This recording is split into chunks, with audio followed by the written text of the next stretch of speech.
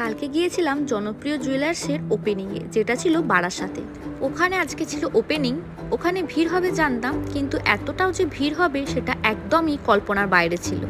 এত ভিড় দেখে কোনো কিছুই কিন্তু আমরা পারচেস করতে পারিনি বলে ভুল হবে, আমরা ইচ্ছা করে কিন্তু কোনো গোল্ডের আইটেম পারচেস করিনি। যাই বলুন, এত ভিড়ের মাঝে দেখে কিন্তু গোল্ড পারচেস করাটা আমার পক্ষে পসিবল হয়নি।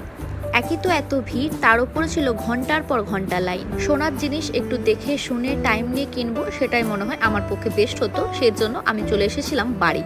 চলুন আপনাদেরকেও লাইনটা দেখিয়ে দিই কি পরিমাণ বাইরে ভিড় ছিল। কেউ কোনো কিছু পারচেস করুক বা না করুক, সবাইকে কিন্তু একটা করে মিষ্টির প্যাকেট দিচ্ছিল। তো সেই মিষ্টির প্যাকেট নিয়ে আমরা চলে গিয়েছিলাম মলে।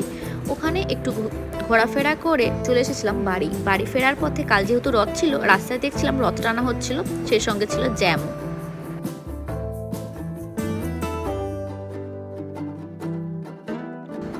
তোমরা কারা কারা কালকে গিয়েছিলে হাবড়া জনপ্রিয় জুয়েলার্সের ওপেনিংয়ে, তারা অবশ্যই কমেন্ট করে জানিও। আর কি কি কিনলে সেটাও জানিও। Bye bye.